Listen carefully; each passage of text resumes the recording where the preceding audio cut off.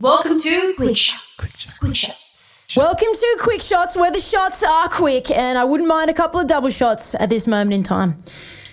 We got some questions, got some goodies. We do. Craig, straight off the bat, wants to know, with interest rates going up, it's really important for me to try and get my rent up, I know. Is there anything you can give me in the way of tips that can help me maximise my rents over the next 12, 24 months?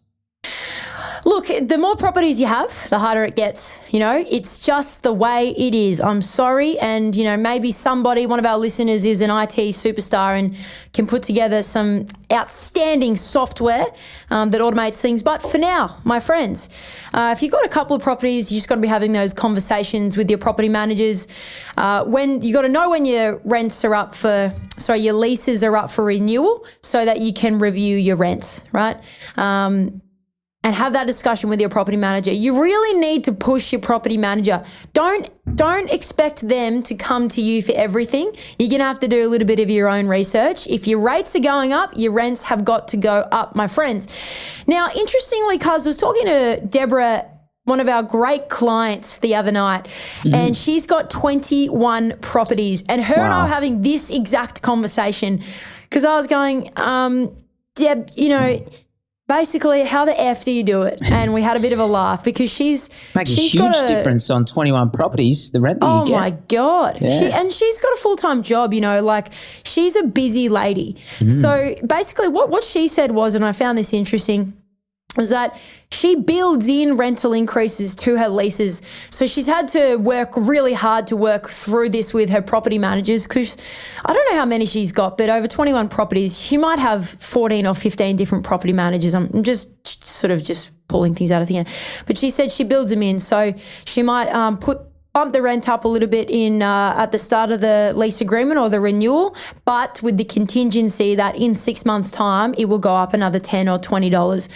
You know, so she said it kind of works because the tenants know what to expect, but, you know, it doesn't go without a bit of resistance, but boy, does it make a difference. For 21 properties. And she said it just lowers the administration. Anything she can do to minimise administration and build in those contingencies, she will. The only thing that I sort of walked away thinking about was because I don't know if you can do that in every state. So that's not a one-size-fits-all. Have a bit of a look into it, talk to your property managers, but push them along. No, great tip.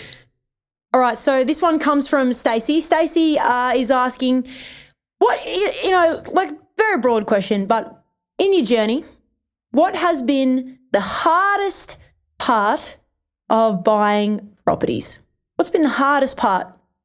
I'm going to defer to someone that I was speaking to the other day as a client, but, you know, a friend as well. And I would say, to me, a bit of a mentor because he's got he'd have about 13 properties and geez, we're bringing out the superstars today. Done it over about 20 years. And he basically said that the biggest challenge he faces is the one that I personally have also found the biggest challenge. So I was sort of like, oh, great. Everyone finds this a big challenge, right? And that was getting borrowing capacity. And he said the way he sort of talked about it is he said it's never been an issue for me whether I've got the growth or whether I've felt that I've got the cash flow. He said, but it's always been hard because the bank stress tests your ability to service loans.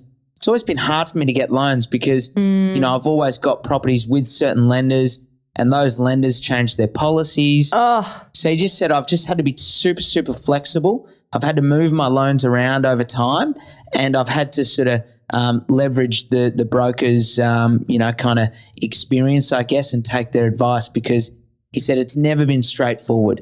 It doesn't matter how many properties he's had. It's always been a challenge to get the borrowing capacity. And he's had to be super open to sort of mixing up the structures and how he does all of his loans and banking. Again, I mean, we're sort of mentioning the admin card today. There is admin in owning properties, but it does get easier as you go and you sort of come to know how it all sort of works. Because I wanted to bring one to you that Mary, you one going of my the double clients, here? Why am I? Well, it's my turn to ask the question. All right. Hey, this is called the double shot. You get a double.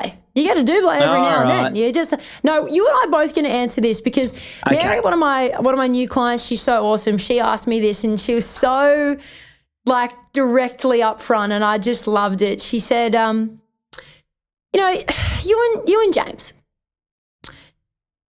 you work in the business, you're talking to clients all the time, you see brand new properties all the time. You know, you've got 5 properties, James has got however many. How do you guys decide what you buy and when you buy it? And she kind of hit me right between the eyes, and I sort of thought, that's a good question, because I don't know about you, cuz it's not, for me, it's not really a science.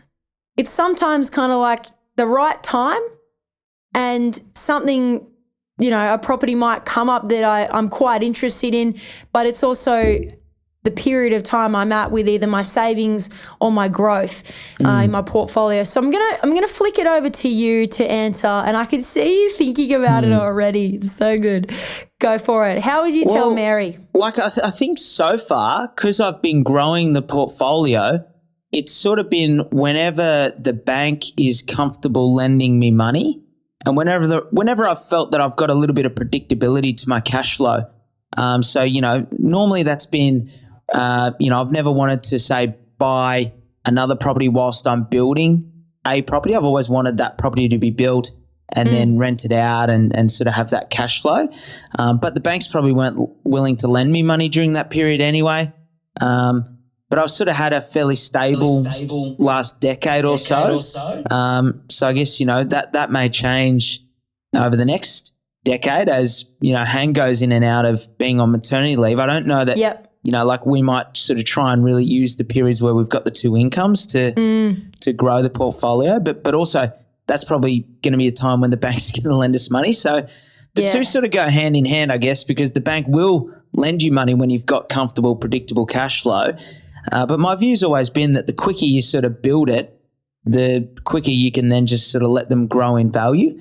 So, yeah, for me, it's been mainly predicated upon when I can get the borrowings to do something. What about you? Well, my answer was in my head was that at first, but it does sometimes take a bit of hustling to find out if you do have the borrowings. And the only time I really hustle hard is when I feel like I'm ready to buy, if that makes sense. So for me, I've always got like quite a handle on my portfolio, how much equity I've got, and I have a very rigid savings sort of regime. So I kind of I look at the savings dollars in the account, and then that sort of, when it sort of gets to a bit of a point, I go, okay, like I've got a bit of savings there, and then I also revert back to my equity. And similar to you, I've always at one point or another been either like I've bought a property and I'm waiting to settle it, and then I'm waiting to finish the actual construction, and then sort of I have a bit of a breather, and then it kind of just feels like after my breather of like maybe 5 or 6 months, I then have a bit of a look and then I start to think. And for me, when I get a bit of an idea in my mind, I get a little bit like hell-bent on it. But I then also feel the last 2 years is kind of exacerbated everything, because cash flow has been so high with low interest rates and growth's been so high. So I happen to wonder, you know, if we hadn't had such a good couple of years, would I not have bought 3 in about 3.5 years? I don't know, but it's not an exact science. I just had a thought too, like early days, if I think back to early days as well, like the challenge was more so around the deposit. So I think on property number 2 and 3, I reckon I had to like get my tax return done, get my tax refund, and that was like the difference between getting me just enough to have the deposit. That's where I'm at right now. Around tax time was also a so true a time. Yeah, but normally so true. Normally sort of led by when you can do something, I guess, because particularly in the early days, it's not like, you know, you can never quite buy them as quick as you want to, because that's right. You know, you need to have a deposit, you need to be able to borrow money. That's right. I reckon the gap between 1 and 2 was the biggest, and then 2 and 3 was a bit smaller, and then they kind of 100%. progressively got smaller and smaller again, which is quite interesting, isn't it? But, you know, you also get a high level of comfort with what you're doing. So that kind of changes things a bit. You know, you might become a bit more sort of risk comfortable, if you will. So anyway, that is it for us today. We're on the 10-minute mark. It's the slower of the quicker shots. It's hope the you slower enjoyed of the quicker shots. today's slow shots episode. We've had way slower shots, by the way. Have a great weekend, guys. And if you've got a question, our email's in the show notes. Socials, hit us up on whatever medium and platform you use. We love to hear from you. Have a great weekend. You did a great job this week, Cuzzy. Oh, so did you. A+. You little devil. You little devil. Thanks for listening to another episode of The Double Shot with your favourite cousins, Alex and James Fitzgerald. If you've got a burning question or something we absolutely need to talk about on the pod, please write to us. Both of our emails are in the show notes. For little real estate tidbits and a little bit of banter, okay, a lot of banter, you can follow us on the gram. Our handle is thedoubleshot.podcast. That, my friends, is thedoubleshot.podcast. Until next time, think of us when you sit back and sip your next double shot.